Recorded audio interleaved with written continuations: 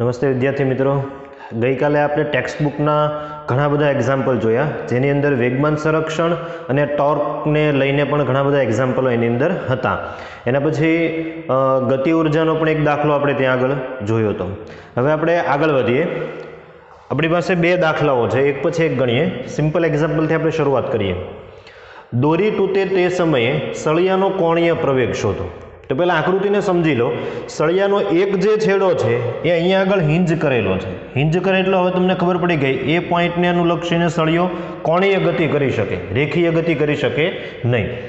આ દોરીને આપણે અહીંયાથી બ્રેક કરવાની છે. જેવી તમે દોરીને બ્રેક કરો તો સળિયો છે એ કેવી રીતે ગતિ કરશે? તો કે અહીંયા ધારો કે દોરી તમે બાંધેલો હોય, બ્રેક કરો એટલે સળિયો એવી રીતે ગતિ કરશે. તો જે સમયે તમે દોરીને તોડો છો એ સમયે કોણીય પ્રવેગ કેટલો હશે એ આપણે કહેવાનું છે. તો કેવી રીતે ફાઇન્ડ કરી શકીએ? ધારો કે અહીંયાથી દોરી તૂટીએ તો હવે સળિયાને કયું બળ કોણીય ગતિ કરાવશે? તો આપણને ખ્યાલ છે વજન બળ એક્ઝેક્ટ ક્યાં લાગતું હોય? તો કે સેન્ટર પર. તો અહીંયાથી આ mg જે સળિયાને કોણીય ગતિ કરાવતું હશે. અચ્છા, હિંજ પોઈન્ટથી કેટલા અંતરે લાગે? તો કે સંપૂર્ણ સળિયાની લંબાઈ l છે, તો હિંજ પોઈન્ટથી એ લાગશે l/2 ડિસ્ટન્સ પર. તો આપણી પાસે હવે જ્યારે કોઈ પણ ઓબ્જેક્ટ પર ટોર્ક લાગતું હોય તો ટોર્કનું સમીકરણ છે torque tau is equal to I into alpha. Torque એટલે શું? તો કે બળ ગુણ્યા લંબ અંતર. બળ કેટલું લાગે છે? mg. કેટલા લંબ અંતર પર? O થી? તો કે l/2 is equal to I. પદાર્થ જે પોઈન્ટને અનુલક્ષીને કોણીય ગતિ કરતો હોય તેને અનુલક્ષીને જડત્વની ચાક માત્રા. તો સળિયો O પોઈન્ટને એટલે કે છેડામાંથી એક અક્ષ પસાર થાય છે એને અનુલક્ષીને એ કોણીય ગતિ કરે છે. તો છેડામાંથી પસાર થતી અક્ષને અનુલક્ષીને જડત્વની ચાક માત્રા ml²/3 ઇન્ટુ શું આવી જશે? આલ્ફા. તો અહીંયાથી જે કેન્સલ થાય એને આપણે કેન્સલ કરી શકીએ. એક m અને m કેન્સલ થઈ જશે, એક l અને l કેન્સલ થઈ જશે. તો આ છેદમાંથી 3 છે અંશમાં આવશે અને l છે એ છેદમાં આવશે. તો આલ્ફા ઇઝ ઇક્વલ ટુ શું મળી જશે? 3g/2l. બીજું એક એવું જ એક્ઝામ્પલ જોઈએ. સળિયો જેનું દળ m અને લંબાઈ l છે એ શિરોલંબ સાથે થીટા ખૂણો બનાવે ત્યારે આલ્ફા એટલે કોણીય પ્રવેગ અને સમક્ષિતિજ બને ત્યારે છેડાનો રેખીય પ્રવેગ શોધો. અત્યારે સળિયો છે આવી રીતે છે, આ હિંજ છે, આ પોઈન્ટને અનુલક્ષીને સળિયો આવી રીતે ગતિ કરવાનો છે, આવી રીતે. તો જ્યારે એ થીટા ખૂણે આવશે ત્યારે તમારે એનું શું ફાઇન્ડ કરવાનો છે? કોણીય પ્રવેગ. એક પછી એક આપણે આન્સર આપીએ. આ સળિયાની ઇનિશિયલ પોઝિશન છે, બરાબર. હવે ધારો કે સળિયાને અહીંયાથી થોડો આપણે ધક્કો લગાવીએ તો સળિયાની નવી પોઝિશન છે થીટા ખૂણાની એક આવી જશે.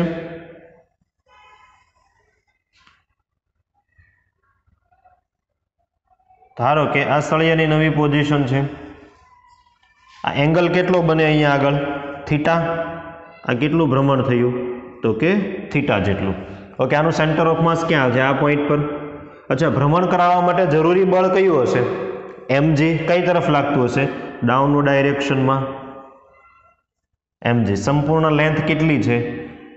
l, જે એને આપેલી છે, અને દળ m આપેલું છે. તો સમીકરણ તો સેમ યુઝ કરવાનો છે, અહીંયા છે જ tau is equal to I alpha. કયું બળ ટોર્ક ઉત્પન્ન કરે છે? mg. તો હિંજ પોઈન્ટથી એ કેટલા લંબ અંતર લાગે છે? અહીંયા કેટલું લંબ અંતર હતું? l/2. તો અહીંયા આગળ લંબ અંતર કેટલું છે? તો અહીંયા જે લંબ અંતર છે એ આ છે. આ ડિસ્ટન્સ લંબ અંતર થઈ જશે આપણા માટે. આ હિંજ પોઈન્ટ છે. કયો પોઈન્ટ છે? Hinge point. તો હવે O થી આ મિડ પોઈન્ટ આટલું ડિસ્ટન્સ છે l/2 થશે. O થી લઈને મિડ પોઈન્ટ હાફ લેન્થ થઈ જશે. તો એ ધારો કે l/2 હોય, આ l/2 હોય તો આ એંગલ થીટા હોય, તો આ એંગલ થીટા. સામેની બાજુ જોઈએ છે તો આ બાજુ કેટલી થઈ જશે? l/2 sin theta. કઈ બાજુ? આ સામેની બાજુ જે છે તે. એ O થી આ mg નું લંબ અંતર કેટલું થઈ ગયું? l/2 sin theta. તો આપણી પાસે સમીકરણ છે ટોર્કનું. Torque tau is equal to શું થઈ જશે? I alpha. ટાઉ એટલે બળ ગુણ્યા લંબ અંતર. બળ કેટલું લાગે છે? mg. તો mg ઇન્ટુ કેટલા લંબ અંતર પર? જો l/2 લંબ અંતર નથી, એ તો અહીંયા કંઈક ખૂણો બને છે. લંબ અંતર કેટલું થઈ જશે? l/2 sin theta. તો ટોર્કનું સમીકરણ મને મળી ગયું mg × L/2 sin θ is equal to I. સળિયો કયા પોઈન્ટને અનુલક્ષીને ભ્રમણ કરે છે? તો કે છેડામાંથી જે અક્ષ પસાર થાય છે એને અનુલક્ષીને. તો અહીંયા જે પ્રમાણે મેં મૂક્યું ml²/3 એ જ અહીંયા આવશે ml²/3 ઇન્ટુ શું થઈ જશે? આલ્ફા. તો આલ્ફાને આપણે કરતા બનાવીએ તો રિમેનિંગ જે છે એને કેન્સલ કરીએ તો માસ અને માસ કેન્સલ થઈ જશે, એલ અને એલ કેન્સલ થઈ જશે. તો આ 3 જે છે એ અંશમાં આવશે તો 3g sin θ hall divide by કેટલું આવી જશે? તો કે 2. બીજો એક પ્રશ્ન અહીંયા એ કરવામાં આવ્યો છે કે સળિયો જ્યારે સમક્ષિતિજ બને ત્યારે એનો રેખીય પ્રવેગ જોઈએ છે. હવે સળિયો સમક્ષિતિજ બને એટલે આવી રીતે થશે. તો આ છેડાનો રેખીય પ્રવેગ કેટલો થશે? તો આપણે જ્યારે કોઈ પોઈન્ટ છે એ વર્તુળાકાર ગતિ કરતો હોય ત્યારે રેખીય પ્રવેગ આપવો હોય તો આપણે કોના વડે આપીએ છીએ? રેખીય પ્રવેગ. તો આપણે આપી શકીએ a t tangential acceleration is equal to શું થઈ જશે? Alpha into R. આલ્ફા કેટલું મળે છે? 3g sin θ. પણ તમે જુઓ હવે થીટા કેટલા ડિગ્રી થઈ જશે? જ્યારે એક્ઝેક્ટ સમક્ષિતિજ બને ત્યારે થીટા છે 90 ડિગ્રી થઈ જશે અને થીટા 90 તો sin 91 થઈ જશે. એટલે મારે ખાલી આલ્ફા કેટલો લેવાનો? 3g/2. ક્યારે? જ્યારે સળિયો સમક્ષિતિજ બને ત્યારે. એટલે આલ્ફા તરીકે હું શું લઈ લઉં? 3g/2. કેટલા અંતર પર એ પોઈન્ટ આવેલો છે હિંજ પોઈન્ટથી? તો કે સળિયાની લેન્થ જેટલા અંતરે, એટલે કે કેટલા અંતરે આવી જશે? L. તો આ શું થઈ જશે? રેખીય પ્રવેગ. બંને એક્ઝામ્પલ છે કોમ્પિટિટિવ એક્ઝામની દ્રષ્ટિએ ખૂબ મહત્વના છે. જ્યારે સળિયાની મોશન હોય, ચાકગતિ હોય, ત્યારે તમને આલ્ફા અથવા તો રેખીય પ્રવેગ અથવા તો દોરી તૂટે તે સમયનો પ્રવેગ છે એ આની મદદથી તમે ફાઇન્ડ કરી શકો છો. તો સરખી રીતે લખી લો, પછી આપણે આગળની થિયરી જોઈએ.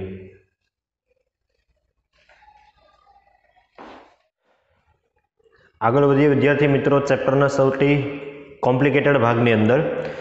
સૌથી કોમ્પ્લિકેટેડ એટલા માટે છે કેમ કે સરખી રીતે થિયરી આપણે ટેક્સ્ટ બુકની અંદર આપેલી નથી, એટલે એક એક લાઈન છે એ સરખી રીતે તમારે નોટ ડાઉન કરવી પડશે. એક નવા પ્રકારની મોશન છે જેનું નામ છે રોલિંગ મોશન. આવી મોશન તમે વ્યવહારમાં ઘણી બધી જગ્યાએ જોયેલી છે. દાખલા તરીકે કોઈ પણ વ્હીકલ ગતિમાં હોય ત્યારે એનું પૈડું જે ગતિ કરે છે એને તમે કઈ મોશન કહી શકો?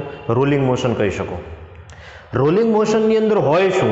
તો કે તમે ઘણા બધા પ્રકારની મોશન છે એ સ્વતંત્ર રીતે ભણેલા છો. રોલિંગ મોશન છે એ બે મોશનનું કોમ્બિનેશન છે. કઈ કઈ બે મોશન? તો કે રેખીય ગતિ અને કોણીય ગતિ, એટલે કે ચાક ગતિ. આ બેનું કોમ્બિનેશન એને તમે શું કહી શકો? Rolling motion. દાખલા તરીકે એ વ્હીકલનું પૈડું જે આપણે ઉદાહરણ તરીકે ધ્યાનમાં લીધું એનો તમે વિચાર કરો તો એ પૈડું છે એ રેખીય ગતિ તો કરે જ છે, એટલે કે લિનિયર હોરિઝોન્ટલમાં તો એ આગળ વધે જ છે. પણ કેવી રીતે આગળ વધે છે? ચાક ગતિ કરતા કરતા આગળ વધે છે. બરાબર. એટલે આપણે એવું કહી શકીએ કે રેખીય ગતિ અને ચાક ગતિનું જે મિશ્રણ હોય એને શું કહેવાય? રોલિંગ મોશન કહેવાય. પહેલા આપણે રોલિંગ મોશનને સમજીએ અને પછી એના પ્રકાર સમજીશું. ફ્રિક્શન રોલિંગ મોશનમાં કેટલું મહત્વનું છે, કયું ફ્રિક્શન છે આપણે કઈ સમયે ધ્યાનમાં લેવાનું હોય, એ બધી જ વાતોની ચર્ચા આપણે ઇન ફ્યુચર કરીશું. પહેલા આપણે રોલિંગ મોશનને સમજીએ. મેં તમને હમણાં વાત કરી તે પ્રમાણે પદાર્થ છે એની પાસે રેખીય વેગ હશે અને કોણીય વેગ હશે, એટલે કે રેખીય ગતિ કરતું હશે અને કોણીય ગતિ કરતું હશે. જો મેં અહીંયા ઉદાહરણ આપ્યું છે, દાખલા તરીકે આ એક વસ્તુ તમે ધ્યાનમાં લો તો એની પાસે તમે જુઓ રેખીય વેગ પણ છે, એની સાથે સાથે ઓમેગા પણ મેં આપેલો છે. તો આ પ્રકારની જે ગતિ છે એને તમે કઈ ગતિ કહી શકો? તો કે રોલિંગ ગતિ કહી શકો. કઈ ગતિ કહી શકો? રોલિંગ ગતિ. તો ઇઝ ઇક્વલ ટુ કઈ કઈ બે ગતિનું મિશ્રણ? તો તમે જુઓ આ બે ગતિને તમે અલગ કરી દો. કઈ કઈ? રેખીય ગતિ અને કોણીય ગતિ. જેવી રીતે પ્રક્ષિપ્ત ગતિના દાખલાઓ આપણે સોલ્વ કરતી વખતે સમક્ષિતિજમાં થતી ગતિ અને ઉર્ધ્વ દિશામાં થતી ગતિને આપણે અલગ રીતે સ્વતંત્ર રીતે ગણતા હતા અને પછી આપણે ભેગી કરતા હતા. અહીંયા આપણે એવું જ કરવાનું છે. બંને ગતિનું સ્વતંત્ર રીતે આપણે અભ્યાસ કરવાનો છે અને પછી આપણે બંનેને ભેગી કરીશું અને શું ફાઇન કરીશું? તો કે રોલિંગ ગતિને લગતા કોઈ જે પ્રશ્નો છે, જે કોયડાઓ છે, આપણે ઉકેલ મેળવીશું. પહેલા મેં કઈ ગતિ ધ્યાનમાં લીધી? રેખીય ગતિ.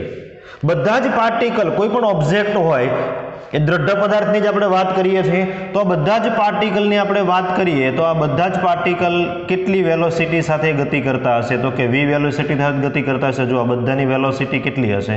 તો કે v વેલોસિટી જ. તો તો આ બધાને રિપ્રેઝન્ટ કરવું હોય મારે કોઈ એક બિંદુ વડે તો હું કોના વડે કરી શકું? આ તો અનંત સંખ્યાના અંદર બિંદુઓ હશે, કણો હશે, તો એની જગ્યાએ હું શું કહી દઉં? દ્રવ્યમાન કેન્દ્ર. એટલે બધાનું રિપ્રેઝેન્ટેટિવ એક આવી ગયો. તો રેખીય ગતિ કોની થઈ જશે? દ્રવ્યમાન કેન્દ્રની રેખીય ગતિ પ્લસ હવે બધા જ પાર્ટિકલ છે એ O પોઈન્ટને અનુલક્ષીને, આ ધારો કે O પોઈન્ટ છે તેને અનુલક્ષીને શું કરતા હશે? કોણીય ગતિ કરતા હશે. તો સંપૂર્ણ પદાર્થની કઈ ગતિ? ચાક ગતિ. સંપૂર્ણ પદાર્થની ચાક ગતિ. તો રોલિંગ ગતિની આમ કોઈ વ્યાખ્યા નથી. જો આપણે બનાવીએ તો એવું કહી શકીએ દ્રવ્યમાન કેન્દ્રની રેખીય ગતિ અને સંપૂર્ણ પદાર્થની ચાક ગતિનું જે કોમ્બિનેશન હોય એને કઈ ગતિ કહેવાય? રોલિંગ ગતિ. હવે રોલિંગ ગતિ સાથે સંકળાયેલ ઘણી બધી ભૌતિક રાશિ છે. પદાર્થ રોલિંગ ગતિ કરતો હોય તો કોઈ પણ બિંદુનું સ્થાનાંતર કેટલું થયું હશે, કોઈ પણ બિંદુ પાસે કેટલી વેલોસિટી હશે, કોઈ પણ બિંદુ પાસે કેટલું એક્સિલરેશન પ્રવેગ હશે, કોણીય વેગમાન કેટલું હશે, રેખીય વેગમાન કેટલું હશે, ગતિ ઉર્જા કેટલી હશે. ઘણા બધા પ્રશ્નો છે આ ટોપિકની અંદરથી ભૂતકાળમાં બન્યા છે અને બનતા આવવાના છે.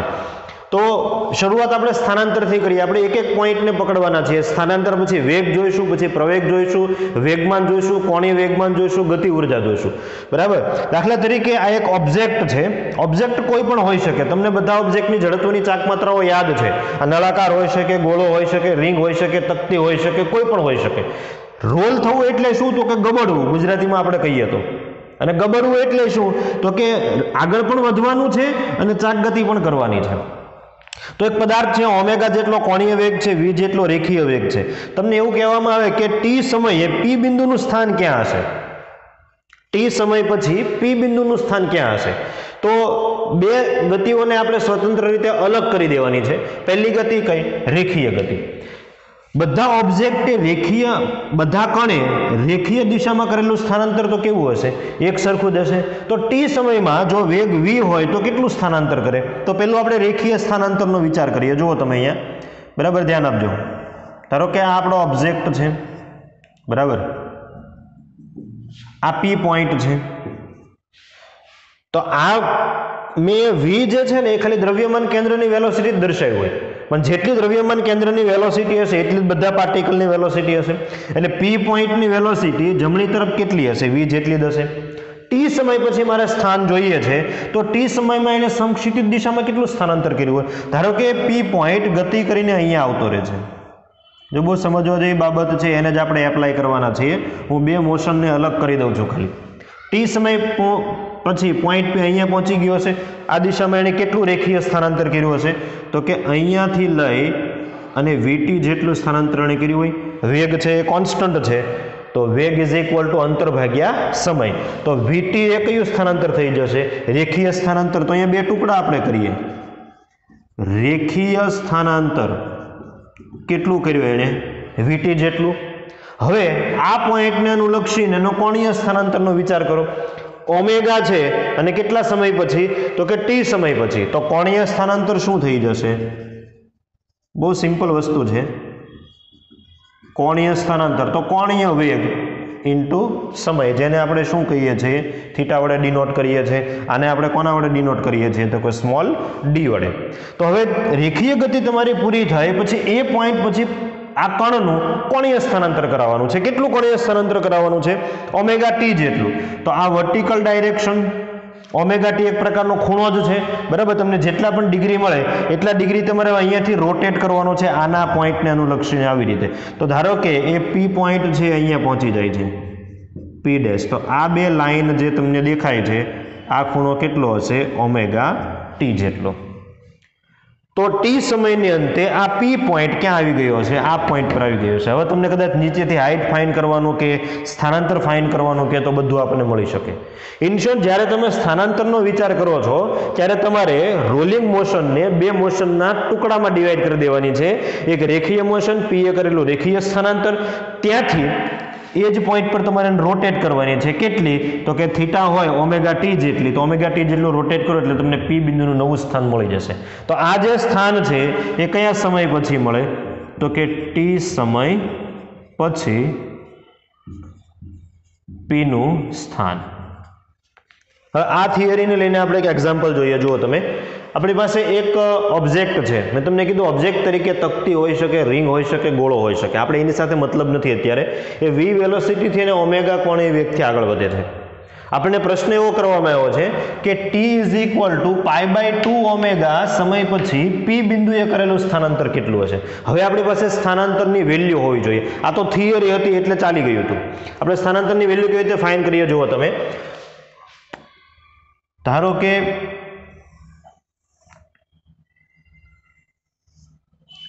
આ p પોઈન્ટ ઇનિશિયલી આ પોઈન્ટ પર હશે, p પોઈન્ટ. તો પહેલા આપણે શું કરવાનું, એનું રેખીય સ્થાનાંતર કરાવવાનું. તો એની વેલોસિટી તો મેં તમને આપેલી જ છે. તો એ કેટલું રેખીય સ્થાનાંતર કરશે એ પહેલા હું અહીંયા ફાઇન્ડ કરી લઉં. રેખીય સ્થાનાંતર, ઓકે. રેખીય સ્થાનાંતરને ધારો કે આપણે d કહીએ તો d શું થઈ જશે, vt. વેલોસિટી તો આપણી પાસે v જ છે. સમય કેટલો છે, π/2 ઓમેગા. આપણી પાસે v/ω એને આપણે શું કહી શકીએ, r કહી શકીએ. તો આ આપણને મળી જશે πr/2 v/ω એને આપણે શું કહી શકીએ, r. તમે કોણીય ગતિ અથવા તો વર્તુળાકાર ગતિમાં ભણી ગયા છો, v = ωr. તો કોણીય રેખીય સ્થાનાંતર આ p પોઈન્ટનું એટલું થવું જોઈએ. એટલે હવે હું શું કરું છું તો કે આને અહીંયા પહોંચાડી દઉં જેટલું સ્થાનાંતર આપને આપવામાં આવ્યું છે.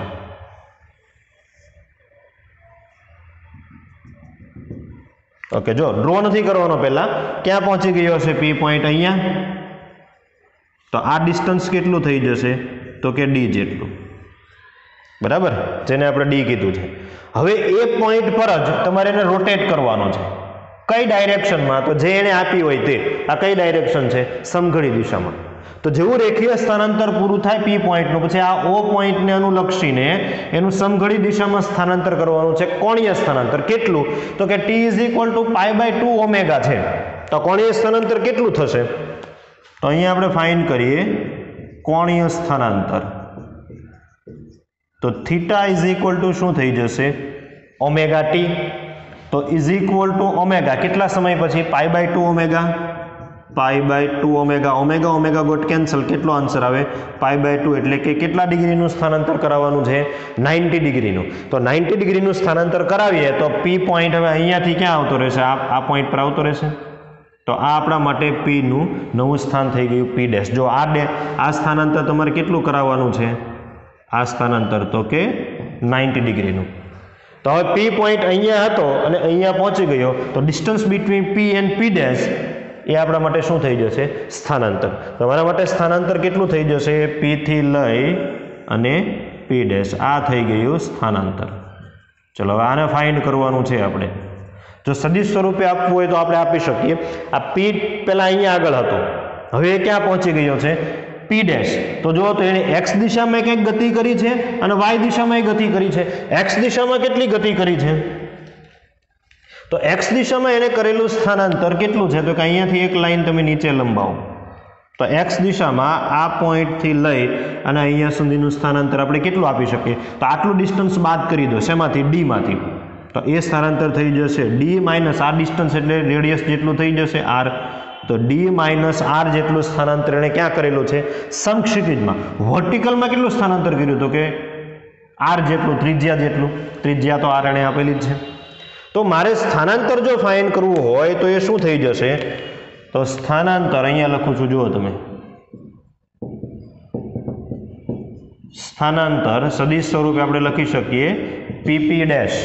બરાબર, pp' ઇઝ ઇક્વલ ટુ આપણે શું લખી શકીએ, d માઇનસ r. કઈ દિશામાં થયું છે, ધન x દિશામાં. તો આપણે અહીં લખી શકીએ d માઇનસ ri પ્લસ ધન y દિશામાં કેટલું સ્થાનાંતર થયું, r જેટલું. તો એને આપણે શું લખી શકીએ, rj.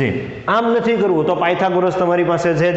આ બાજુની લંબાઈ કેટલી છે, d માઇનસ r. આ વર્ટિકલ બાજુની લંબાઈ r. તો કર્ણનો સ્ક્વેર બાજુઓના વર્ગના સરવાળા જેટલો હોય. તો pp' ઇઝ ઇક્વલ ટુ આપણે શું લખી શકીએ, મૂલ્યની દ્રષ્ટિએ જો આપણે સરખાવીએ તો pp' ઇઝ ઇક્વલ ટુ વર્ગમૂળમાં d માઇનસ r. તો d કેટલું છે, πr/2.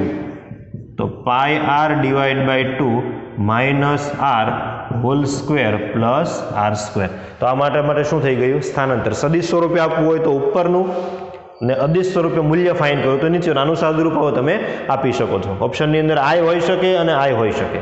તો સિમ્પલ તમારા સ્થાનાંતર અથવા વેગમાં આપણે આ જ કોન્સેપ્ટ એપ્લાય કરવાના છીએ. શું કરવાના છીએ? બે ગતિને અલગ કરી દેવાના છીએ, રેખીય ગતિ અને કોણીય ગતિને. રેખીય ગતિનું રેખીય ગતિમાં સ્થાનાંતર કરવાનું, એ પૂરું થાય પછી ત્યાંથી કોણીય ગતિનું સ્થાનાંતર કરાવવાનું, એટલે તમને અંતિમ પોઝિશન મળી જશે પી ડેશની. તો નોટ કરો. પછી આપણે વેલોસિટીની વાત કરીએ.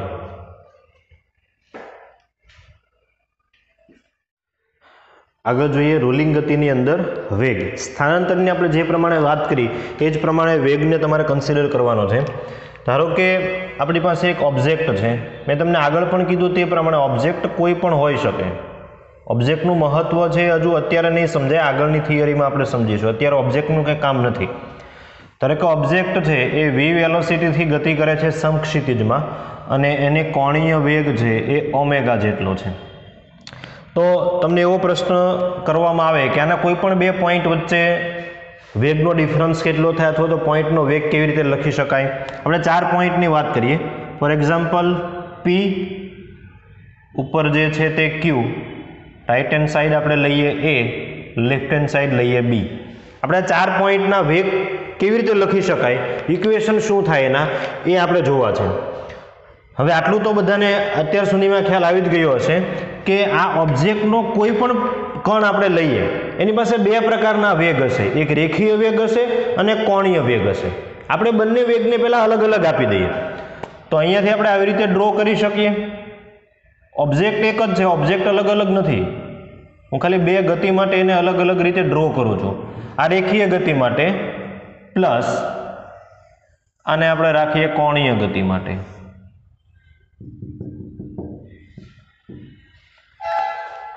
ઓકે, તો ચારે ચાર જે પોઈન્ટ છે હું ફરીથી અહીંયા લખી દઉં છું. આ પોઈન્ટ છે એ, આ પોઈન્ટ છે બી, આ પોઈન્ટ છે પી અને ઉપર એક પોઈન્ટ છે ક્યુ. પહેલી તમારે માત્ર રેખીયની વાત કરવાની છે. જ્યારે રેખીય ગતિ કન્સિડર કરતા હોય ત્યારે કોણીય ગતિ ધ્યાનમાં નથી લેવાની. હવે આપણને ખ્યાલ છે ઓબ્જેક્ટ વી વેલોસિટીથી ગતિ કરે છે તો એના બધા પાર્ટિકલ પણ કેટલી વેલોસિટીથી ગતિ કરતા હશે? વી વેલોસિટીથી. કેમ કે આપણે જે પણ ચાક ગતિ શરૂ કરી એ કેવા પદાર્થ માટે શરૂ કરી હતી? દ્રઢ પદાર્થ માટે. અને દ્રઢ પદાર્થની અંદર એક કણનું જેવું બિહેવિયર હોય એવું જ બધા કણનું હોય. લાઈક તમે બસની અંદર બેઠા છો તો બસ જે વ્યક્તિ જાય છે એ જ વ્યક્તિ અંદર બેઠેલો વ્યક્તિ જવાનો છે. તો સેમ અત્યારે ઓબ્જેક્ટ વી વેગથી જાય છે તો બધા જ અંદર રહેલા બધા જ કણોનો રેખીય વેગ તો કેટલો હશે? વી જેટલો. પ્લસ કઈ દિશામાં હશે? તો કે જમણી તરફ. તો આનો વેગ હશે આ ડાયરેક્શનમાં વી જેટલો, આનો વેગ આ ડાયરેક્શનમાં હશે વી જેટલો, બીનો વેગ જમણી તરફ વી જેટલો, પીનો વેગ જમણી તરફ વી જેટલો. તો બધાના મેં કયા વેગ આપી દીધા? રેખીય વેગ. હવે કોણીય ગતિને કારણે એની પાસે કંઈક વેગ હશે. કેટલો? તો અત્યારે કોણીય વેગ કેટલો છે? ઓમેગા. તમે વર્તુળાકાર ગતિની અંદર ભણ્યા છો, જ્યારે કોઈ પણ પદાર્થ કોણીય ગતિ કરતો હોય ત્યારે એનો વેગ જે છે એ સ્પર્શકની દિશામાં હોય, ટેન્જેન્શિયલ ડાયરેક્શન. અને કેટલો હોય? તો કે ઓમેગા આર જેટલો. ઓમેગા ઇન્ટુ સેન્ટરથી એનું ડિસ્ટન્સ, ત્રિજ્યા. તમે જો પેરીફરીની વાત કરતા હો તો ત્રિજ્યા જેટલું, અંદરનો કોઈ પોઈન્ટ હોય તો એટલું. તો અત્યારે આપણે ચારે ચાર પોઈન્ટ છે એ ક્યાં આવેલા છે? તો કે પેરીફરી પર, પરિઘ પર જ આવેલા છે. તો કોણીય ગતિની જ્યારે આપણે વાત કરતા હોઈએ ત્યારે મારે બધાના વેગ આપવા છે. તો આ પોઈન્ટ છે એ, આ પોઈન્ટ છે બી, આ પોઈન્ટ છે પી અને આ પોઈન્ટ છે ક્યુ. ઓકે, આપણે બધાના વેગ આપીએ. જુઓ કેવી રીતે આપી શકાય. આપણે ખ્યાલ છે કોણીય ગતિ થતી હોય ત્યારે વેગ કોના વડે આપીએ છીએ? v is equal to omega into R. R એટલે રેડિયસ જ હોય એવું જરૂરી નથી. આર એટલે પોઈન્ટનું ઓ થી ડિસ્ટન્સ. આપણા માટે અત્યારે આ ઓ પોઈન્ટ થઈ જશે. ફોર એક્ઝામ્પલ આ ઓ પોઈન્ટને અનુલક્ષીને રોટેટ થતી હોય તો આ એ પોઈન્ટનો મારે વેગ આપવો હોય તો મારે સ્પર્શકની દિશામાં આપવાનો. હવે સ્પર્શક ઉપર ડ્રો કરી શકાય, નીચે ડ્રો કરી શકાય. પદાર્થ છે કઈ દિશામાં ફરે છે? સમઘડી દિશામાં. તો એ પોઈન્ટ પાસે સમઘડી દિશામાં એટલે કે નીચે તરફ તમારે સ્પર્શક ડ્રો કરવાનો. આ એ પોઈન્ટ છે ઓ થી કેટલા ડિસ્ટન્સ પર છે? ત્રિજ્યા જેટલા. તો આ એનો વેગ નીચે તરફ કેટલો થઈ જશે? Omega into R. તો પીનો વેગ મારા તરફ કેટલો થઈ જશે? Omega into R.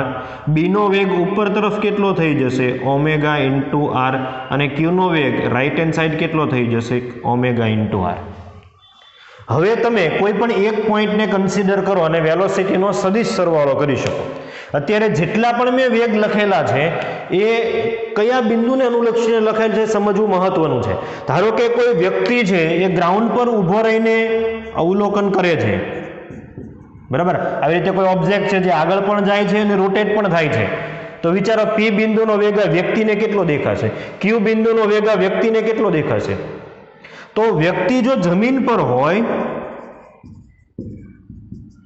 કેમ કે રેફરન્સ ફ્રેમ છે ને મહત્વની છે. મેં તમને આગળ સમજાવ્યો હતો, બસ જતી હોય તો બસની અંદર બેઠેલા વ્યક્તિને બીજો વ્યક્તિ છે પોતાની સાપેક્ષે સ્થિર દેખાશે, પણ એ જ વ્યક્તિનું અવલોકન જો ગ્રાઉન્ડ પરથી કરવામાં આવતો વ્યક્તિ કેવો દેખાશે, ગતિ કરતો દેખાશે. એટલે અવલોકન ક્યાંથી કરો છો મહત્વનું છે. જો તમે જમીન પરથી અવલોકન કરતા હો તો જમીન માટે ધારો કે એનો વેગ આપણે ફાઇન્ડ કરવો છે, તો વી એ સદિશ આપણે રાખીએ ઇઝ ઇક્વલ ટુ શું લખી શકું, એ પોઈન્ટ પાસે બે વેગ, એક ધન એક્સ દિશામાં કેટલો વી અને એક ઓમેગા આર કઈ દિશામાં, ઋણ વાય દિશામાં. તો હું અહીંયા શું લખી શકું, વી આઈ માઇનસ ઓમેગા આર જે.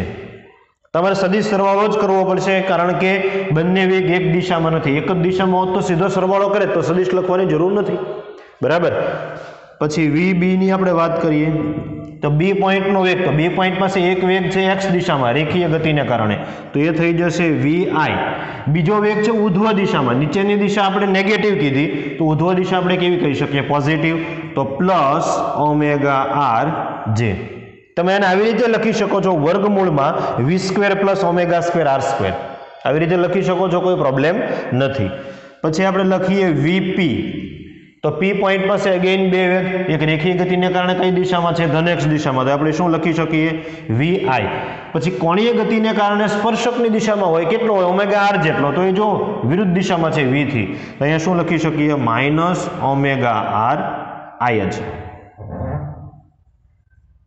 બરાબર. કેમ કે એક્સ દિશામાં જ છે પણ ઋણ એક્સ દિશામાં છે. સેમ રીતે વીક્યુ લખવો હોય તો V Q is equal to V I plus omega R જે, આવી રીતે આપી શકીએ. આ ક્યાંથી તમે અવલોકન કરતા હો તો જમીન પર. ધારો કે કોઈ વ્યક્તિ સેન્ટર ઓફ માસ પર બેસીને અવલોકન કરે છે તો COM ની સાપેક્ષે, ચલો આમાંથી કયા વેગ નીકળી જશે જો COM પર ગતિ કરતો હોય અને COM ની સાપેક્ષે જોતો હોય તો તમે જો અહીંયા આગળ બેઠા હશો, સેન્ટર ઓફ માસ પર જ બેઠા હશો, COM તો અહીંયા જોવાનું, તો આ બધાની રેખીય વેલોસિટી તમારી સાપેક્ષે કેવી થઈ જશે, 0. બસની અંદર બેઠેલો વ્યક્તિ બીજા વ્યક્તિની સાપેક્ષે તો કેવો હોવાનો છે, સ્થિર હોવાનો છે. આ વેલોસિટી આપણને ક્યારે દેખાય, જ્યારે આપણે ગ્રાઉન્ડ પર હોઈએ. તો આપણે જો અહીંયા જ બેઠા હોય તો રેખીય વેગ બધા કેવા થઈ જશે, આપણી સાપેક્ષે 0 થઈ જશે, બરાબર. કેમ કે મારો વેગ કેટલો છે, હું CM પર હશે તો વી જેટલો દેશે તો વી માઇનસ વી 0 થઈ જશે. COM પર જ્યારે કોઈ વ્યક્તિ બેઠેલો હોય ત્યારે એને માત્ર ને માત્ર કયા વેગ દેખાવાના છે, કોણીય વેગ જ દેખાવાના છે. તો જો મારે વી એ લખવો હોય સદિશ વી એ, તો એ શું થઈ જશે, માઇનસ ઓમેગા આર જે. વી બી લખવો હોય તો શું થઈ જશે, ઉપરની દિશામાં છે તો પ્લસ ઓમેગા આર જે. વીપી લખવો હોય તો શું થઈ જશે, માઇનસ ઓમેગા આર આઈ. અને વીક્યુ લખવો હોય તો શું થઈ જશે, તો કે પ્લસ ઓમેગા આર આઈ. એટલે બરાબર સમજવાનું છે તમારો રેફરન્સ પોઈન્ટ કયો છે. 99% ની અંદર રેફરન્સ પોઈન્ટ શું હશે, જમીને જ હશે. તમારે કમ્પેરિઝન ક્યાંથી કરવાની હોય, જમીનથી. ધારો કે રેફરન્સ પોઈન્ટ નથી કહેવામાં આવતો તો તમારે કયો કન્સિડર કરવાનો છે, જમીન, બરાબર. COM ને કન્સિડર કરવાનો નથી. COM ની સાપેક્ષે તમે જ્યારે વેગનું અવલોકન કરતા હો તો સિમ્પલ છે, રેખીય વેગ બધા જ નીકળી જશે, માત્ર કયા વેગ બચે, કોણીય વેગ. હવે એના જ આપણે એક્ઝામ્પલો જોઈએ. જુઓ, એક એક્ઝામ્પલ મારી પાસે છે, 1 મીટર ત્રિજ્યાની એક કોઈ ઓબ્જેક્ટ છે જે 4 મીટર પર સેકન્ડ અને 3 રેડિયન પર સેકન્ડથી ગતિ કરે છે. તો 3 પોઈન્ટ આપી દીધા છે, A, B અને C. તમને પ્રશ્ન એવો કરેલો છે કે A, B, C અને ABC બિંદુના વેગ શોધો. તો હવે આ સમીકરણ પરથી ડાયરેક્ટ આપણે વેગનો સરવાળો બાદબાકી કરી શકીએ. અહીંયા મેં લખેલા છે. જો અહીંયા મેં ક્યાંય કીધું નથી કોની સાપેક્ષે, જમીન પરથી અવલોકન કરવાનું છે કે સેન્ટર ઓફ માસ પરથી, તો એ સમયે તમારે કયું માનવાનું છે, જમીન પરનું અવલોકન માનવાનું છે. તો એ પોઈન્ટ પર બે વેગ હશે, કયા કયા, જો હું અહીંયા દર્શાવી દઉં પછી આપણે ડાયરેક્ટ એનો સરવાળો બાદબાકી કરી શકીએ, બરાબર. આ પોઈન્ટ છે એ O પોઈન્ટ આપણે ધારી દઈએ તો V કેટલો થઈ જશે સ્પર્શકની દિશામાં, તો એક એ પોઈન્ટ પાસે એક વેગ તો કઈ દિશામાં હશે, આ ડાયરેક્શનમાં છે, આ પી પોઈન્ટ છે, તો એક વેગ તો આ ડાયરેક્શનમાં છે, કેટલો હશે? 4 મીટર પ્રતિ સેકન્ડ. પછી કોણીય ગતિને કારણે વેગ અહીંયા કઈ દિશામાં છે? તો કે મારા તરફ હશે. કેટલો હશે? ઓમેગા ઇન્ટુ આર જેટલો. ઓમેગા કેટલું છે? તો કે 3, અને આર કેટલું છે? તો કે 1. બરાબર. v ઇઝ ઇક્વલ ટુ શું હશે? ઓમેગા આર જેટલો હશે ને, ઓમેગા આર જેટલો. તો આ કેટલો હશે? ઓમેગા 3, અને રેડિયસ 1 એટલે આ કેટલું થઈ જશે? 3 મીટર પ્રતિ સેકન્ડ. ઓમેગા આર તો બધાની એક સરખી જ હશે. સોરી, એ પોઈન્ટ આપણે કીધો છે એ.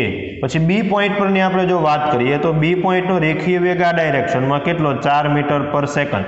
સ્પર્શકની દિશામાં કેટલો વેગ હશે ઉપર તરફ? તો કે 3 મીટર પર સેકન્ડ. બધી વખતે આપણે લખીશું નહીં. સી પોઈન્ટની આપણે વાત કરીએ તો સી પોઈન્ટ પાસે એક વેગ હશે આ ડાયરેક્શનમાં, કેટલો? 4 મીટર પર સેકન્ડ. સ્પર્શકની દિશાનો વેગ પણ જુઓ તો કઈ તરફ હશે? સમક્ષિતિજ જમણી તરફ જ હશે. તો પ્લસ કેટલો હશે? 3 મીટર પ્રતિ સેકન્ડ. તો હવે બધાની વેલોસિટી આપણે લખી શકીએ. વી એ કેટલો થઈ જશે? 4 - 3 એટલે આ 1 મીટર પર સેકન્ડ. પછી વીબી, બે વેલોસિટી છે એકબીજાને કેટલા ડિગ્રી પર છે? 90 ડિગ્રી પર છે. તો બે સદિશ 90 ડિગ્રી પર હોય તો તમને લખતા આવડે વર્ગમૂળમાં 4નો વર્ગ પ્લસ વર્ગમૂળમાં 3નો વર્ગ એટલે કેટલા થઈ જશે? 5 મીટર પર સેકન્ડ. કઈ ડાયરેક્શનમાં હશે? તો જો દિશા આપવી હોય તો આપણે આપી શકીએ. આવી રીતે કોઈ દિશા હશે. આ કઈ વેલોસિટી હશે? વીબી. બરાબર. અને વીસી ફાઇન કરવી હોય તો એ પણ સિમ્પલ જ છે. વીસી ઇક્વલ ટુ શું થઈ જશે? બેનો સરવાળો. તો 4 + 3 એટલે કેટલા થઈ જશે? 7 મીટર પર સેકન્ડ. ધારો કે એક બીજો એક્ઝામ્પલ છે. વી વેલોસિટીથી ઓબ્જેક્ટ ગતિ કરે છે અને એવું ધારી લો કે આ ઓમેગા જેટલો કોણીય વેગ છે. બરાબર. તો તમારે પી, ક્યુ અને ઓ આના વેગને ઉતરતા ક્રમમાં ગોઠવાના છે. હવે આપણે આખો ઓબ્જેક્ટ ડ્રો નહીં કરીએ, ખાલી હું પોઈન્ટ ડ્રો કરું. પહેલો પોઈન્ટ આપણે ડ્રો કરીએ પી. તો પી પોઈન્ટ પાસે કેટલા વેગ એ તમે જુઓ. આ પોઈન્ટ પી એક રેખીય વેગ તો ખરો જ આ ડાયરેક્શનમાં. કેટલો હશે? તો કે વી જેટલો. પછી બીજો તો કે અહીંયાથી તમે સર્કલ ડ્રો કરો r1 ત્રિજ્યાનો, તો સ્પર્શક આ તરફ આવવાનો છે. તો એ સ્પર્શકની દિશામાં કયો વેગ હશે?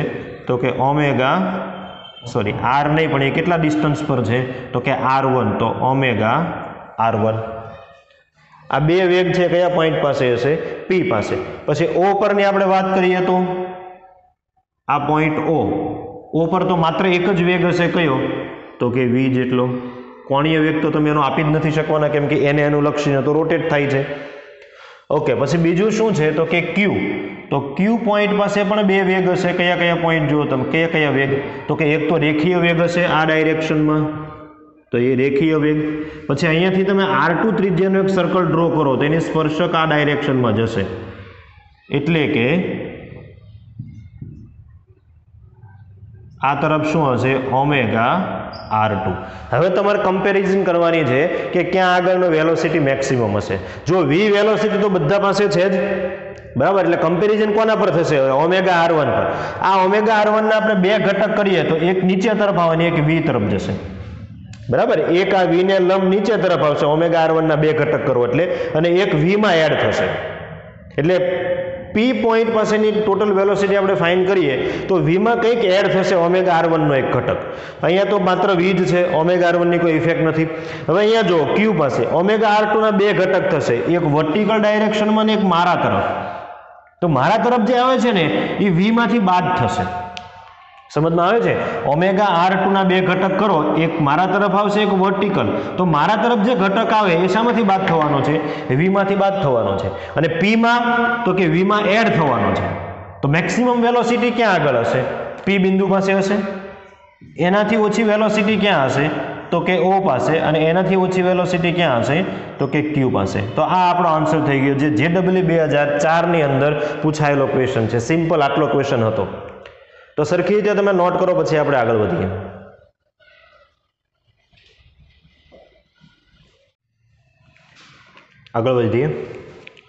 વેગનો જ એક્ઝામ્પલ છે. આપણી પાસે કોઈ ઓબ્જેક્ટ છે, વી વેલોસિટીથી ગતિ કરે છે, ઓમેગા જેટલો કોણીય વેગ છે. પ્રશ્ન એવો કીધો છે કે આપેલ સ્થિતિમાં, આપેલ સ્થિતિ એટલે કેવું? તો કે વર્ટિકલ સાથે એક થીટા ખૂણો બનાવતો હોય. કોણ? બિંદુ પી. તો તો એ સમયે બિંદુનો વેગ શોધો. વેગ એટલે આપણે કયો ફાઇન કરવાનો? રેખીય વેગ, પણ ટોટલ રેખીય વેગ, બંને ગતિને કારણે જે મળે છે તે. Omega is equal to V by R લેવાનું છે, અને આર જે છે એ ઓબ્જેક્ટની ત્રિજ્યા છે, રેડિયસ છે. તો આપણે વેગ ફાઇન કરવો હોય તો પહેલું કામ શું કરવાનું? એની પાસે કેટલા વેગ છે રેખીય અને કોણીય ગતિને લઈને એ આપણે ચેક કરવા પડે. એક તો ઓબ્જેક્ટ જે વી વેલોસિટીથી ગતિ કરે એનો મતલબ કે અહીંયા આગળ પી નો વેગ પણ કેટલો હશે? વી જેટલો તો હશે જ આ ડાયરેક્શનમાં, બધા જ પાર્ટિકલનો હોવાનો. બીજું છે કોણીય ગતિને કારણે વેગ સ્પર્શકની દિશામાં હોય, કેટલો? ઓમેગા આર જેટલો. તો અત્યારે આ ઓબ્જેક્ટ જે છે સમઘડી દિશામાં ભ્રમણ કરે છે, તો સમઘડી દિશામાં તમે અહીંયાથી સ્પર્શક ડ્રો કરો તો આ ડાયરેક્શનમાં કેટલો વેગ હશે? ઓમેગા આર જેટલો. જે આ ઓપી ને 90 ડિગ્રી પર હશે, આ ખૂણો કેટલા ડિગ્રીનો હશે? 90 ડિગ્રીનો હશે.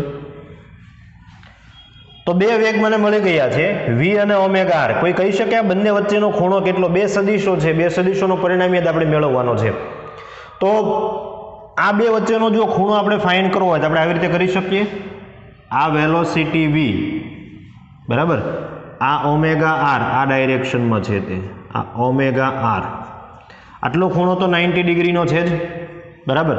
આ થીટા હોય, આ 90 હોય, તો આ ખૂણો કેટલો બને? આ ખૂણો 90 માઇનસ થીટા. ફરી રિપીટ કરું, આ થીટા, આ 90 ડિગ્રી, તો આ ખૂણો કેટલો બને? 90 માઇનસ થીટા અને પ્લસ 90, એટલે ટોટલ કેટલું થઈ જશે? આ એંગલ 180 માઇનસ થીટા. ખ્યાલ આવો કેવી રીતે મેં ફાઇન કર્યો છે વી અને આર વચ્ચેનો ખૂણો? આ 90 ડિગ્રી, આ 90 માઇનસ થીટા, બેનો સરવાળો કરો તો 180 માઇનસ થીટા. ઓકે, તો નેટ વેલોસિટી આપણે ફાઇન કરીએ તો વી નેટ ઇઝ ઇક્વલ ટુ, બે સદિશો છે, તમને સદિશોનું પરિણામી ફાઇન કરતા આવડે છે. એકનો વર્ગ વી સ્ક્વેર, બીજાનો વર્ગ omega square R square plus 2 into પહેલા સદિશનું મૂલ્ય ઇન્ટુ બીજા સદિશનું મૂલ્ય ઇન્ટુ કોસ, બંને વચ્ચેનો ખૂણો કેટલો છે? 180 માઇનસ થીટા. હવે અહીંયાથી સાદુરૂપ સુધી તમારે પહોંચવાનું છે. ઇક્વલ ટુ, આને આપણે આવી રીતે લખી શકીએ, વર્ગમૂળમાં આ છે V square plus omega square R square. જો આરને અહીંયા તમે ગુણી દો તો omega R is equal to V, તો omega square R square equal to શું થઈ જશે? વી સ્ક્વેર થઈ જશે પ્લસ 2 વી ઇન્ટુ વી, એટલે અહીંયા પણ શું થઈ જશે? વી સ્ક્વેર. પછી કોસ 180 માઇનસ થીટા, તો 180 તમે માઇનસ જાઓ એટલે કેટલામું ક્વોડ્રન્ટ આવે? કેટલામું ચરણ આવે? બીજું. 180 અહીંયા થાય, ત્યાંથી માઇનસ જાઓ એટલે બીજું ચરણ આવે બરાબર. બીજા ચરણની અંદર કોસ કેવો હોય? તો કે ઋણ. વિધેય નહીં બદલાય, કેમ કે 180 છે, 90 હોય તો જ વિધેય બદલાય, આવું તમે ભણી ગયા છો. કોસ 180 છે તો રહેશે તો કોસ, ખૂણો કેટલો છે? થીટા, પણ આવશે કેવું? માઇનસ. તો આ જે પ્લસની સાઇન છે, ઓકે, આપણે બીજા સ્ટેપની અંદર લખીએ તો આ શું થઈ જશે? Minus cos theta. અહીંથી કોમન નીકળે એવું શું છે? તો કે વર્ગમૂળમાં 2v સ્ક્વેરને હું કોમન કાઢી લઉં તો અહીંયા શું વધે? 1. વી સ્ક્વેર પ્લસ વી સ્ક્વેર એટલે 2v સ્ક્વેર, આ 2v સ્ક્વેર બહાર નીકળી જાય તો આ થઈ જશે 1 પ્લસ 1, એટલે અહીંયા કેટલા આવી જશે? 2. એનામાં 2 કોમન કાઢી લીધા, એટલે સોરી અહીંયા કેટલા રહેશે? 1 ના 1 જ, કેમ કે 2 તો કોમન કાઢી લીધા. 1 માઇનસ કોસ થીટા. અચ્છા, 1 માઇનસ કોસ થીટા, તો તમે આવું એક સમીકરણ ભણી ગયા છો. 1 minus cos 2 theta is equal two 2 sine square theta. બહુ સિમ્પલ છે. 1 માઇનસ કોસ 2 થીટા હોય તો 2 સાઇન સ્ક્વેર થીટા, થીટા 2 થીટામાંથી કેટલો કરવાનો? થીટા, એટલે કે અડધો કરવાનો. તો અહીંયા આગળ શું થઈ જશે? ઇઝ ઇક્વલ ટુ વર્ગમૂળમાં 2v square into 1 minus cos theta, theta અડધો કરવાનો, તો એ થઈ જશે 2 sine square theta by 2. Theta હોય તો થીટામાંથી અડધો કરી દો. તો આ સ્ક્વેર છે, 2 છે, વી સ્ક્વેર છે, તો આપણો ફાઇનલ આન્સર શું આવી જશે? 2v sine theta by 2. તો આ ફાઇનલ આન્સર. અહીંયા સુધી પહોંચવું ને એ તમારા માટે મહત્વની બાબત છે. શરૂઆત કરવી મહત્વની બાબત નથી. શરૂઆત કર્યા પછી તમારે આન્સર સુધી પહોંચવું પડશે, કેમ કે આ કોમ્પિટિટિવ એક્ઝામને લગતા બધા એક્ઝામ્પલો આપણે સોલ્વ કરી રહ્યા છીએ. એક ટેક્સ્ટબુકના એક્ઝામ્પલ જોઈએ, ખૂબ સરસ મજાનું. હમણાં જે આપણે JEEમાં પૂછાયેલો હતો એવા જ પ્રકારનો કંઈક એક્ઝામ્પલ છે. 7.28 નંબરનો દાખલો. ઓમેગા 0 કોણી ઝડપ સાથે તેની અક્ષને અનુલક્ષીને ભ્રમણ કરતી એક તકતી સંપૂર્ણ ઘર્ષણ રહિત ટેબલ પર હળવેથી કોઈ પણ સ્થાનાંતરિત બળ આપ્યા વગર મૂકવામાં આવે છે. તકતીની ત્રિજ્યા r છે, તો A, B અને C બિંદુના રેખીય વેગ કેટલા હશે? હવે જો કોઈ પણ પદાર્થ રેખીય વેગ ક્યારે કરે? જ્યારે તમે એને કંઈક ફોર્સ આપો તો. ટેબલ જે છે એ ઘર્ષણ રહિત છે. અહીંયા મ્યુ ઇઝ ઇક્વલ ટુ કેટલા છે? તો કે 0 છે. હવે તમે જો સહેજ ધક્કો લગાવશો ને તો એ કોન્સ્ટન્ટ વેલોસિટી સાથે ગતિ કરવાનું શરૂ જ રાખશે. પણ તમે ધક્કો લગાવતા નથી. સ્પષ્ટ કીધું છે કે સ્થાનાંતરિત બળ વગર, એટલે કે સ્થાનાંતરિત ગતિ થવાની નથી. તમે રોટેટ થતી હોય ને ધીમેથી મૂકો, દાખલા તરીકે આ તકતી ઓલરેડી રોટેટ થાય છે અને તમે ધીમેથી એને ટેબલ પર મૂકો છો, તો હવે શું થશે? ફ્રિક્શન તો અહીંયા લાગવાનું નથી. જો ફ્રિક્શન હશે તો એ આગળ ગતિ કરશે, ફ્રિક્શન તો લાગવાનું નથી, એટલે આના જ પોઈન્ટ પર એ ગતિ કરશે. આવી રીતે ત્યાં ચાક ગતિ શરૂ રાખશે. ઇન શોર્ટ, આ ત્રણ બિંદુ પાસે રેખીય વેગ જે હોય એ નહીં હોય. તો એને રેખીય વેગ ફાઇન્ડ કરવાનું કીધું. રેખીય વેગ કેટલા હશે? પણ કોણીય ગતિને કારણે જે રેખીય વેગ હોય સ્પર્શકની દિશામાં કેટલો હોય? ઓમેગા આર જેટલો. એ આપણે અહીંયા આપવું પડશે. તો એ પોઈન્ટ પાસે આ જે છે એ સમઘડી દિશામાં ભ્રમણ કરે છે, તો સ્પર્શકની દિશામાં આ એ પોઈન્ટ આ ઓ થી કેટલા ડિસ્ટન્સ પર છે? આર ડિસ્ટન્સ પર ત્રિજ્યા એને આપેલી છે. તો આ સ્પર્શકની દિશામાં કેટલો વેગ થઈ જશે? Omega 0 R. એવી જ રીતે બી પોઈન્ટ સ્પર્શકની દિશામાં મારા તરફ કેટલો વેગ થઈ જશે? Omega 0 R. સી પોઈન્ટનો વેગ શું થશે? તો કે અહીંયાથી મારે એક સર્કલ ડ્રો કરવું પડે r/2 ત્રિજ્યા. ધારો કે આપણે r/2 ત્રિજ્યાનું એક સર્કલ આવી રીતે ડ્રો કરીએ અને રેડિયસ કેટલી હશે? r/2. તો અહીંયા તમે એક સ્પર્શક ડ્રો કરો, એ ડાયરેક્શનમાં જશે. કેટલો? તો કે ઓમેગા 0 એનું ડિસ્ટન્સ ઓ થી કેટલું ડિસ્ટન્સ છે? તો કે r/2. તો આપણે જો ત્રણેના વેગ આપવો તો આવી રીતે આપી શકીએ. va કેટલો થઈ જશે? Omega 0 r. કઈ તરફ? તો કે એરો જે મેં દર્શાવ્યો છે એ તરફ. પછી vb તો એ પણ ઓમેગા 0 r જ. કઈ તરફ? તો કે જે મેં એરો દર્શાવ્યો છે. પછી હું નેગેટિવ લખતો નથી, મેં ડાયરેક્શન આપી દીધી છે. અને vc is equal to omega 0 r. કઈ તરફ વેગ થઈ જશે? તો કે સમક્ષિતિજ સાથે અમુક ખૂણો બનાવતી દિશામાં. બરાબર, એટલે આ ડાયરેક્શનમાં થઈ જશે. સ્મોલ v તમને ક્યાંય મળવાનો નથી. કેમ? તો કે આ પદાર્થ છે એ રેખીય ગતિ નહીં કરે. બરાબર, રેખીય ગતિ નહીં થાય. કેમ કે તમે કોઈ પણ પ્રકારનું સ્થાનાંતરિત બળ તો આપતા જ નથી. જો સ્થાનાંતરિત બળ આપતા હોત તો રેખીય ગતિને કારણે જે વેલોસિટી હોત એ પણ આપણે આમાં કન્સિડર કરે. તો આ પ્રકારનો એક્ઝામ્પલ છે એ પણ ઘણીવાર કોમ્પિટિટિવ એક્ઝામની અંદર તમારી સામે આવી શકે છે. નોટ કરો. પછી આપણે પ્રવેગની વાત કરીએ.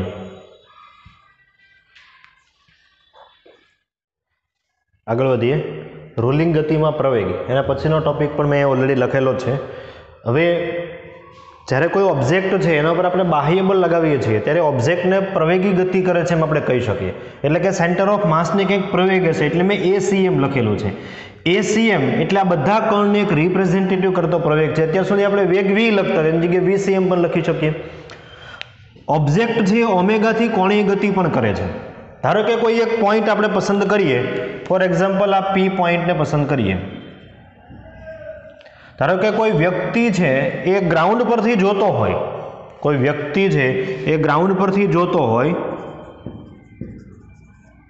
તો એને આ P પોઈન્ટનો પ્રવેગ કેટલો દેખાશે?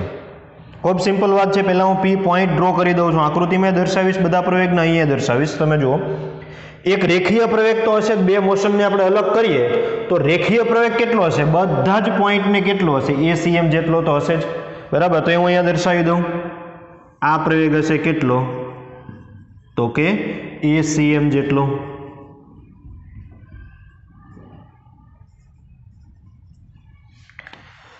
પછી એની પાસે કયા કયા પ્રવેગ હશે? તો કે હવે કોણીય ગતિને આપણે ધ્યાનમાં લઈએ તો અંદર તરફની દિશામાં કયો પ્રવેગ હશે? કેન્દ્ર તરફ. તો કે AC. અને જો આ ઓમેગા કોન્સ્ટન્ટ નહીં હોય, બદલાતી હશે, કાં તો વધતી હશે અથવા તો ઘટતી હશે, તો એને સ્પર્શકની દિશામાં પણ એક પ્રવેગ હશે, જેને આપણે ટેન્જેન્શિયલ એક્સેલરેશન કહીએ છીએ, સ્પર્શીય પ્રવેગ. એટલે તમે નિયમિત વર્તુળાકાર ગતિ અને અનિયમિત વર્તુળાકાર ગતિ ભણીને આવ્યા છો. જો નિયમિત વર્તુળાકાર ગતિ હશે તો AT ઘટક શૂન્ય હશે, માત્ર કયો હશે? AC. અનિયમિત વર્તુળાકાર ગતિ હશે તો AT પ્રેઝન્ટેશન AC. કોઈ પણ પ્રકારની વર્તુળાકાર ગતિમાં કે ચાક ગતિમાં AC તો હશે જ, કેન્દ્ર તરફ જે લખતો હોય તે. AT એ કન્ડિશન પર ડિપેન્ડ કરે છે. જો આપણે કોણીય ગતિની વાત કરીએ, ઓમેગા કોન્સ્ટન્ટ હશે તો AT નહીં મળે. ઓમેગા કોન્સ્ટન્ટ નહીં હોય એટલે કે કોણીય પ્રવેગી ગતિ હશે તો તમને AT મળશે. ઓકે, AT અને AC બંનેના મૂલ્યો પણ તમને ખબર છે. AC એટલે શું આપણે લખી શકીએ ઓમેગા સ્ક્વેર આર અને AT એટલે આપણે શું લખી શકીએ આલ્ફા આર. તો આલ્ફા ક્યારે મળે જ્યારે ઓમેગા ચેન્જ થતો હોય તો. એટલે AT કન્ડિશન પણ ડિપેન્ડ કરે છે AC ઓલરેડી પ્રેઝન્ટ હશે. આપણે અત્યારે એવું ધારીએ છીએ કે AT આ પોઈન્ટ P પાસે હશે. તો હવે આપણી પાસે 3 પ્રવેગ આવી ગયા. બીજા 2 પ્રવેગ હું અહીંયા જો ડ્રો કરું તો એક આ ડાયરેક્શનમાં હશે કયો તો કે AT અને એક એને લંબ ડાયરેક્શનમાં હશે મારા તરફ કયો હશે તો કે AC. તો જ્યારે આપણે 3 વસ્તુનો સરવાળો કરવાનો થાય અને 3ની ડાયરેક્શન અલગ અલગ હોય, જો એક જ દિશામાં હોત તો આપણે સીધો સરવાળો કરી શકીએ, પણ 3ની ડાયરેક્શન અલગ અલગ છે એટલે આપણે શું કરીશું તો કે સદિશ સરવાળો કરીશું. તો આ P બિંદુનો પ્રવેગ આપણે એને ધારો કે AP કહીએ તો એ કેટલો થઈ જશે તો કે સદિશ ACM પ્લસ સદિશ AC પ્લસ સદિશ AT. AT ની મેં તમને કીધું તેમાં કન્ડિશન પર ડિપેન્ડ કરે. આ તમે અત્યારે ક્યાંથી જોઈ રહ્યા છો તો કે જમીન પરથી જોઈ રહ્યા છો. ધારો કે તમે COM પરથી જુઓ તો આનું સેન્ટર ઓફ માસ ક્યાં છે અહીંયા આગળ હશે જેને આપણે CM કહીએ. તો CM પરથી જો તમે જોતા હો તો માત્ર એને કેટલા પ્રવેગ દેખાવાના છે તો કે સેન્ટર ઓફ માસ નો પ્રવેગ કેટલો હશે ACM. તો એની સાપેક્ષે P બિંદુનો પ્રવેગ કેવો થઈ જશે 0 થઈ જશે. સેન્ટર ઓફ માસની સાપેક્ષે જે રેખીય પ્રવેગ છે ACM એ તો બધાનો એક સરખો જ હશે. તો 2 બસ 10 મીટર પર સેકન્ડ થી જતી હોય તો એકબીજાનો સાપેક્ષ કેટલો થઈ જશે 0 થઈ જશે. તો જો તમે CM થી ગતિ કરો તો આ P બિંદુના તમને માત્ર કેટલા પ્રવેગ દેખાવાના છે 2 જ પ્રવેગ. કયા કયા AC અને AT. તો અહીંયા આગળ આપણે જો CM પરથી ગતિ કરીએ તો P પોઈન્ટ પાસે એક પ્રવેગ હશે આ ડાયરેક્શનમાં AT, એક અને લંબ ડાયરેક્શનમાં હશે AC. આ બંને વચ્ચેનો ખૂણો કેટલા ડિગ્રીનો હશે 90 ડિગ્રીનો. તો AP બરાબર હવે તમે ડાયરેક્ટ શું લખી શકો વર્ગમૂળમાં AC square plus AT square. બરાબર બંનેમાં જોજો, જો કહેવામાં ન આવે તો અવલોકન ક્યાંથી સમજવાનું છે જમીન પરથી. ઓમેગા કોન્સ્ટન્ટ આપે તો આ 3 માંથી કયો ઘટક નીકળી જશે AT. આ બે તો હશે જ કોઈ પણ પ્રકારની ગતિ કરતો હોય. બરાબર. હવે રોલિંગ ગતિમાં વેગમાન, કોણીય વેગમાન અને ગતિ ઉર્જા. તો આપણે શરૂઆત કરીએ વેગમાન. માત્ર વેગમાન એનો મતલબ કયું વેગમાન હશે રેખીય વેગમાન હશે. ઓકે, તો પહેલું રેખીય વેગમાન. ખાલી વેગમાન પણ તમે લખી શકો છો. ઓકે, રેખીય વેગમાનને માસ અને એની વેલોસિટી સાથે મતલબ છે, ગતિ કેવી કરે એની સાથે કોઈ મતલબ નથી. ઇન શોર્ટ, રેખીય વેગમાન પર કોણીય ગતિની કોઈ પ્રકારની અસર થાય નહીં. અત્યારે કેટલું માસ છે ટોટલ તો કે m માસ. કેટલી ગતિ કરે છે કેટલા વેગથી તો કે VCM વેગથી. તો રેખીય વેગમાન તમારે જો આપવું હોય તો ડાયરેક્ટ તમે શું આપી શકો તો કે સદિશ P m સદિશ VCM. ફરી રિપીટ કરી દઉં છું, રેખીય વેગમાન પર કોણીય ગતિની કોઈ પણ પ્રકારની અસર થાય નહીં. રેખીય વેગમાનને કોની સાથે મતલબ છે કેટલું માસ કેટલી વેલોસિટી થી રેખીય ગતિ કરે છે તે. તો m દળ VCM જેટલા વેગથી ગતિ કરે છે તો માસ ઇન્ટુ વેલોસિટી એટલે રેખીય વેગમાન થઈ ગયું. હવે કોણીય વેગમાન. કોણીય વેગમાન કોણીય વેગમાનની અંદર તમારે બંને કન્સિડર કરવું પડશે. રેખીય વેગમાન અને એની કોણીય ગતિ પણ કન્સિડર કરવી પડશે. તો સદિશ L જો કોઈ પણ પોઈન્ટને રેખીય વેગમાન હોય એનો મતલબ કે એને કોણીય વેગમાન જો આપણે આપવું હોય તો એક પોઈન્ટને અનુલક્ષીને અંતર આપવું પડે. દાખલા તરીકે એક પોઈન્ટ આપણે પસંદ કરીએ, દાખલા તરીકે CM ને પસંદ કરીએ અથવા તો અધર દેન CM, તો એ બધા પોઈન્ટ પાસે રેખીય વેગમાન તો હશે જ. હવે તમે રેફરન્સ કયો આપો છો એને અનુલક્ષીને તમારે અંતર લેવાનું. દાખલા તરીકે આ પોઈન્ટને હું રેફરન્સ તરીકે ગણતો હો તો અહીંયાથી CM નું ડિસ્ટન્સ મારા માટે R થઈ જશે. તો એક કોણીય વેગમાન થશે રેખીય વેગમાનને કારણે, એ થઈ જશે R ક્રોસ P, જે ઓલરેડી તમે ભણી ગયા છો ભૂતકાળની અંદર. પ્લસ બીજું કોણીય વેગમાન કયું તો કે ઓબ્જેક્ટ કોણીય ગતિ કરે છે તો ICM ઇન્ટુ ઓમેગા. જો સદિશ સ્વરૂપે મેં લખેલું છે તમને એ ખબર પડી જશે કે R અને P વચ્ચેનો ખૂણો 90 ડિગ્રીનો છે તો તમે ડાયરેક્ટ લખી શકો L RP plus I omega. જડત્વની ચાકમાત્રા હંમેશા કયા પોઈન્ટને અનુલક્ષીને લેવાની છે જ્યારે તમે કોણીય વેગમાન ગણતા હો ત્યારે તો કે સેન્ટર ઓફ માસને અનુલક્ષીને લેવાની છે.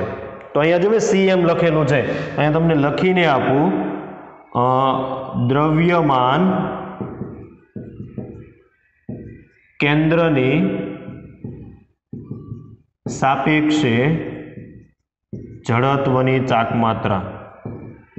ખાસ યાદ રાખવાનું છે બીજી ત્રીજી કોઈ અક્ષ લેવાની નથી. કોઈ પોઈન્ટને અનુલક્ષીને ભ્રમણ કે એની સાથે મતલબ નથી. ICM તમારે હર હંમેશ લેવાનું છે દ્રવ્યમાન કેન્દ્રની સાપેક્ષ, એટલે એમાંથી જે અક્ષ પસાર થતી હોય તે. પછી ત્રીજું આપણે લખીએ ગતિ ઉર્જા. બહુ મહત્વની વાત, ટોટલ ગતિ ઉર્જા તમારે કન્સિડર કરવાની છે. આર ક્લિયર થઈ ગયું છે ને? આર એટલે કયા પોઈન્ટને અનુલક્ષીને તમારે કોણીય વેગમાન જોઈએ છે ડિસ્ટન્સ. આ પોઈન્ટ હોય તો અહીંયાથી લઈને CM સુધીનો ડિસ્ટન્સ તમારા માટે આર થઈ જશે.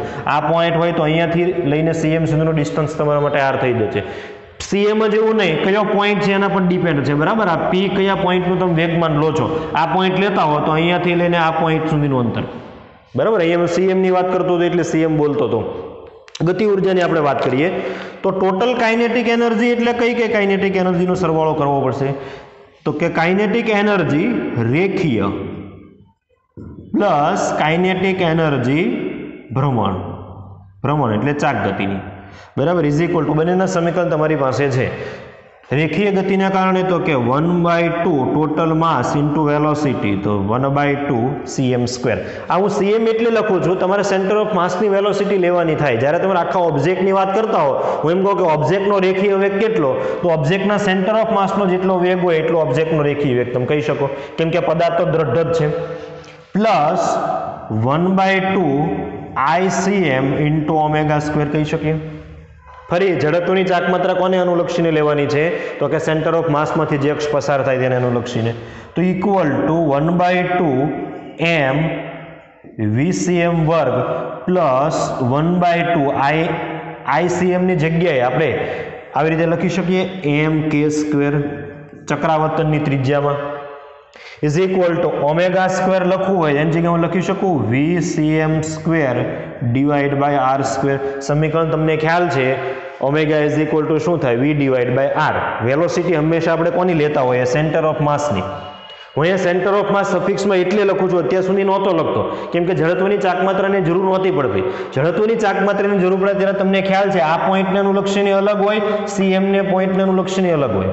તો કોણીય વેગમાન તમે ગણતા હો ત્યારે CM ને અનુલક્ષીને જડત્વની ચાકમાત્રા લેવાની છે. ગતિ ઉર્જા ગણતા હો ત્યારે CM ને અનુલક્ષીને જડત્વની ચાકમાત્રા લેવાની છે.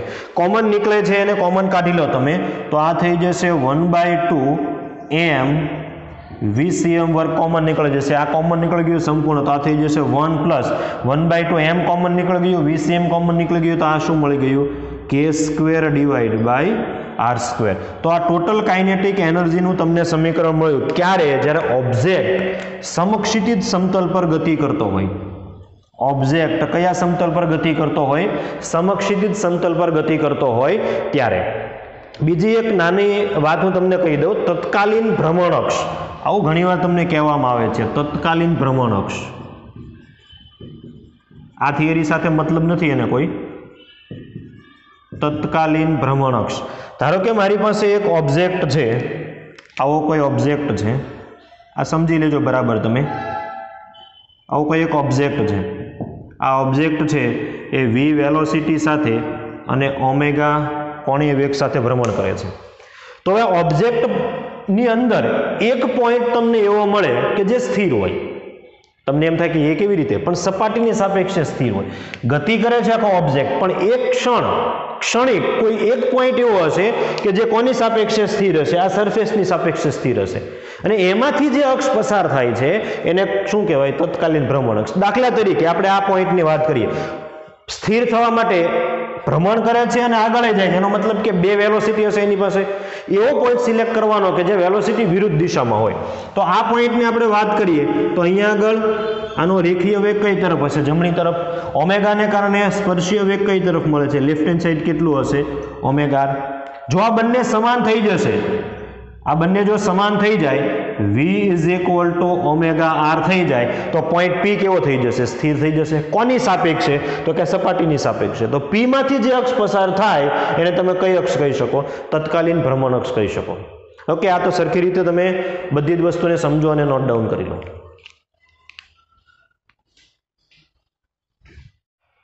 બાળકો આજનો લાસ્ટ એક્ઝામ્પલ, એક આકૃતિમાં તમને તકતી આપેલી છે જેની ત્રિજ્યા આર અને દળ એમ છે.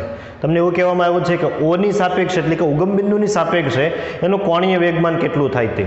તકતી છે એ રેખીય ગતિ કરે છે અને સાથે એ ભ્રમણ પણ કરે છે. ધારો કે અહીંયા આગળ ઉગમ બિંદુ છે આપણું ઓ. તો જ્યારે બંને પ્રકારની ગતિ થતી હોય ત્યારે કોણીય વેગમાનનું આપણી પાસે સમીકરણ છે. બંને દ્રવ્યમાન કેન્દ્રના રેખીય વેગમાનનો સરવાળો કરવાનો તમારે કોની સાથે? આઈ ઓમેગા સાથે.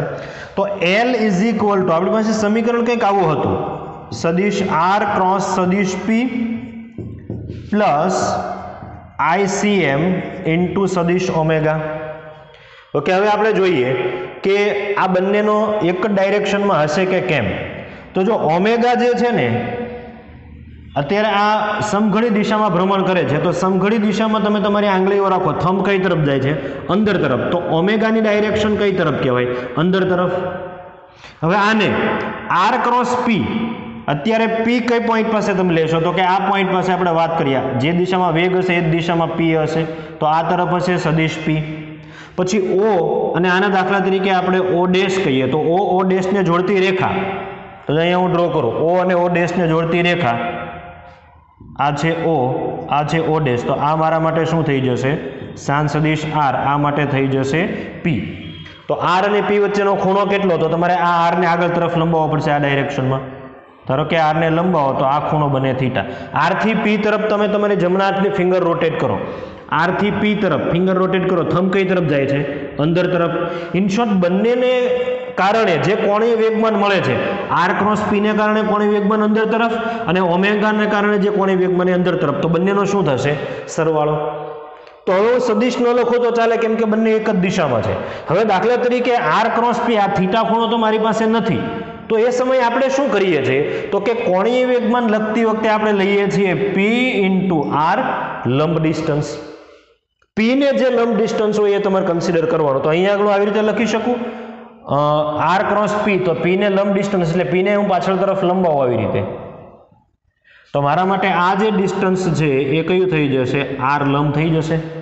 એનો મતલબ એમ થાય કે કોના જેટલું ડિસ્ટન્સ થઈ જશે? ત્રિજ્યા જેટલું. આ ડિસ્ટન્સ જુઓ તો કોના જેટલું થાય? ત્રિજ્યા જેટલું. તો આર ક્રોસ પી એને મારે લખવું હોય તો શું લખી શકું? પી ઇઝ ઇક્વલ ટુ શું થઈ જશે? એમ વી, કેમ કે માસ કેટલું છે? એમ, અને વેલોસિટી કેટલી છે? વી. આર લંબ, આ આર લંબ ડિસ્ટન્સ કેટલું થઈ જશે? તો કે આર જેટલું. In short M V R A R cross P થઈ જશે. એમ વી આર પ્લસ આઈસીએમ, તકતી આપી છે તો આ પોઈન્ટને અનુલક્ષીને જડત્વની ચાક માત્રા M R square divide by 2 into શું થઈ જશે? ઓમેગા. સદિશ લખવાની હવે જરૂર નથી, કેમ કે બંને એક જ દિશામાં છે. તો ઇઝ ઇક્વલ ટુ આ શું મળી જાય? M V R plus M R. તો જો આર ઇન્ટુ ઓમેગા એને આપણે શું કહી શકીએ? વી કહી શકીએ. અહીંયા એક આર છે, ઓમેગાને આપી દઉં તો આર ઇન્ટુ ઓમેગા બરાબર આપણે શું લખી શકીએ? વી લખી શકીએ. તો 1 પ્લસ હાફ એટલે આ કેટલા થઈ જશે? 3/2 એમ વી આર. તો આવી રીતે તમે કોઈ પણ ઓબ્જેક્ટનો કોણીય વેગ ફાઇન્ડ કરી શકો છો. આ પણ કોમ્પિટિટિવ એક્ઝામની અંદર પૂછાયેલો એક્ઝામ્પલ છે. તો આજનો જે પણ લેક્ચરમાં આપણે ચલાવ્યું છે સરખી રીતે નોટ ડાઉન કરો. આ એક શરૂઆત હતી, માત્ર બેઝિક ફાઉન્ડેશન. હવે આપણે જે આવતીકાલથી ભણવાના છીએ એ કંઈક હટકે હશે, કંઈક અલગ હશે. તો આજનો લેક્ચર સરખી રીતે ક્લિયર કરજો. જે ડાઉટ હોય એ મને પૂછી લેજો.